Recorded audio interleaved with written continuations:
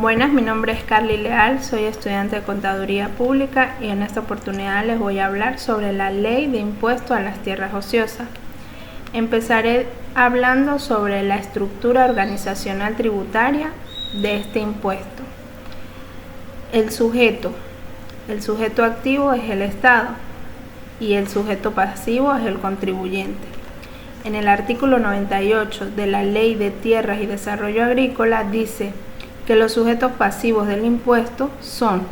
los propietarios de tierras rurales privadas, los poseedores de tierras rurales públicas distintos de los órganos públicos y de los entes de la administración pública descentralizados funcionalmente. El hecho agravado, según el artículo 97 de la Ley de Tierras y Desarrollo Agrícola, dice que se crea un impuesto que grava la ociosidad y el uso no conforme de tierras rurales con vocación de uso agrícola. Quedan excluidas del ámbito de aplicación de este impuesto las tierras cubiertas por los bosques naturales, las tierras que por limitaciones topográficas o edáficas no son aptas para uso agrícola y las tierras bajo régimen especial. La base gravable, según el artículo 103 de la Ley de Tierras y Desarrollo Agrario, dice que la base imponible del impuesto será la diferencia entre el rendimiento idóneo de la tierra rural y su rendimiento real obtenido en el ejercicio fiscal correspondiente. Es decir, que en el impuesto será la diferencia de el rendimiento idóneo y el rendimiento real. En este mismo artículo, en el párrafo primero, dice que el rendimiento idóneo para una tierra rural de una determinada clase se obtendrá multiplicando el promedio de producción anual nacional idónea del producto o rubro producido por el contribuyente por el precio promedio anual nacional de dicho producto por la totalidad de hectáreas de la clase respectiva. La tarifa. En el artículo 107 de la Ley de Tierra y Desarrollo Agrario dice: la declaración, liquidación y pago del impuesto se efectuará dentro del segundo trimestre siguiente a la terminación del periodo impositivo. En caso de cultivo cuyo ciclo normal de producción abarque más de un periodo impositivo, las obligaciones de este artículo serán exigibles en el periodo impositivo donde se obtenga la primera cosecha, o antes de esta por determinación anormal del ciclo de producción. No se aplicará lo previsto en el párrafo anterior si dichos cultivos se produjeran en tierras rurales distintas de la clase a la cual estuvieran asignados los mismos, salvo que se tratare de tierras de inferior calidad,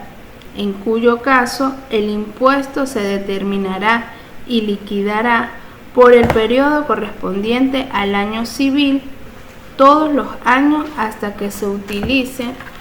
las tierras para los fines señalados por la presente ley. El procedimiento del pago del impuesto sobre las tierras ociosas es de la siguiente manera. Según el artículo 108 de la Ley de Tierras y Desarrollo Agrario, dice que la alícuota del impuesto aplicable a la base imponible será la resultante de la aplicación de la tarifa 2 de la siguiente tabla: base imponible, tipos de gravamen. El porcentaje de tarifa 1, 2 y 3 entre 0 y 20% del valor del rendimiento idóneo, 000, más del 20% y hasta el 30% del valor del rendimiento idóneo, 0,5, 1 y 1,5,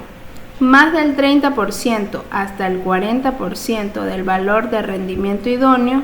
1.5, 2, 2.5. Más del 40% hasta el 50% del valor del rendimiento idóneo,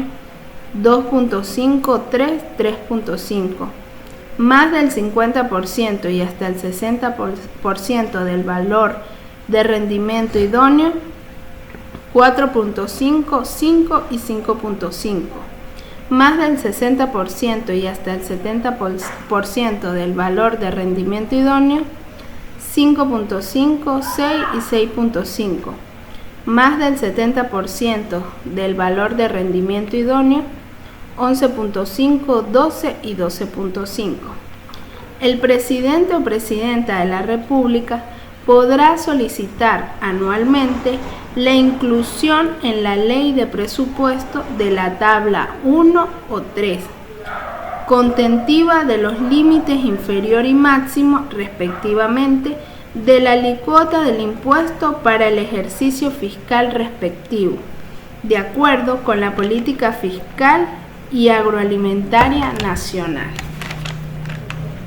La aplicación de la alícuota correspondiente,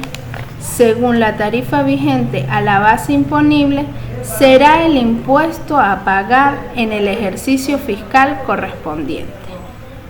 La Ley de Tierra y Desarrollo Agrario crea un impuesto que busca gravar la infrautilización de las tierras rurales, tanto privadas como públicas. Se determinó que la concurrencia del impuesto sobre tierras ociosas con el impuesto predical rural es regulada por la Constitución de la República Bolivariana de Venezuela en 3 disposiciones. Al definir las potestades tributarias del Poder Nacional, al definir competencias del Poder Nacional en el artículo 179, ordinal 3, y al referirse al régimen socioeconómico y la función social de la propiedad rural. Se concluyó que el impuesto en materia de tierras ociosas y de predios rurales estableció en la Ley de Tierra y Desarrollo Agrario del 2005 van en contra del contexto constitucional patrio. Se recomienda a la Asamblea Nacional promulgar una ley que cree el impuesto predical rural como impuesto sobre tierra de uso agrícola y pecuario infrautilizada. Entonces, en un resumen de lo que es la ley de impuestos sobre tierras ociosas, se puede decir que este impuesto constituye el hecho imponible del tributo, la propiedad o posesión de tierras rurales, privadas o públicas, respectivamente infrautilizadas u ociosas. Se entiende por tierras infrautilizadas aquellas con vocación agrícola, pecuaria o forestal que no alcancen como mínimo un 80% del rendimiento idóneo calculado según el decreto y la ley. Se consideran también como tierras ociosas las rurales que no estén en producción agrícola, pecuaria, acuícola ni forestal, conforme al mejor uso según el potencial agroalimentario de la clasificación correspondiente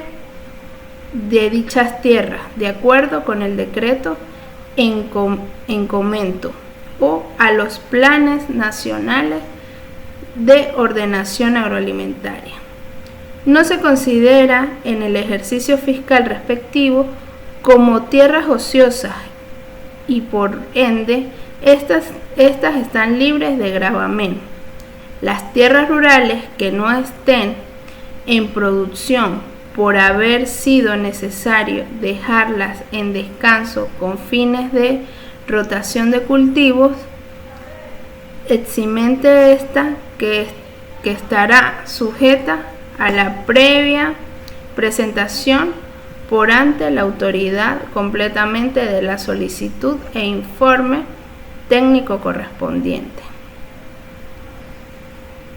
existen algunas excepciones en los pagos de este impuesto sobre tierras ociosas. Algunas excepciones son: se encuentra exento del pago del impuesto los propietarios de tierras rurales privadas o poseedores de tierras rurales públicas cuya extensión no supere las 15 hectáreas, que además no fueran propietarios o poseedores de otros inmuebles, con excepciones de su casa de habitación, ubicadas en poblados rurales que fueran sus hogares dentro del municipio respectivo, tuvieran domicilio civil y electoral en la jurisdicción del municipio donde estuviesen ubicados los mismos, no utilicen mano de obra subordinada en el cultivo de dichas tierras, su ingreso bruto total anual sea inferior a 1.400 unidades tributarias, ubiquen dichas tierras para fines propios de su vocación y agropecuaria de conformidad con el reglamento a ser dictado y estuvieran inscritos en el registro de sujetos pasivos del CENIAF. Otra excepción es: de igual manera se encuentran exentos los propietarios de tierras rurales privadas o poseedores de tierras naturales públicas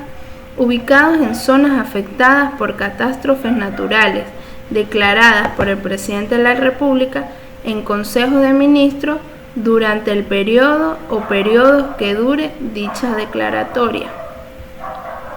La competencia de la recaudación y control del impuesto sobre tierras ociosas corresponde al CENIAF. En fecha de 31 de diciembre del 2004, fue publicado en Aviso Oficial del Servicio Nacional Integrado de la Administración Aduanera y Tributaria, CENIAF, en el cual se informa a los propietarios de tierras rurales privadas y públicas, así como a los poseedores de tierras rurales públicas, a que los fines de dar cumplimiento a lo dispuesto en la Ley de Tierras y Desarrollo Agrario, están en la obligación de inscribirse en el registro tributario de tierra a partir del 1 de enero del año 2005 y hasta el 31 de diciembre de ese año, para lo cual deberán dirigirse a la Gerencia Regional de Tributos Internos, sectores o unidades de su domicilio fiscal con los siguientes recaudos: copia de cédula, copia del RIF, documentos que acredite su condición de poseedor o propietario de las tierras, entre otros. Sin embargo, según información suministrada por las oficinas regionales del CENIAF, hay otros requisitos a cumplir. Vale decir, sin embargo, que algunos de estos requisitos ya se encontraban contemplados en el Código Orgánico Tributario respecto a cualquier tributo, mientras que otros sí están siendo exigidos de manera discrecional por la Administración Tributaria.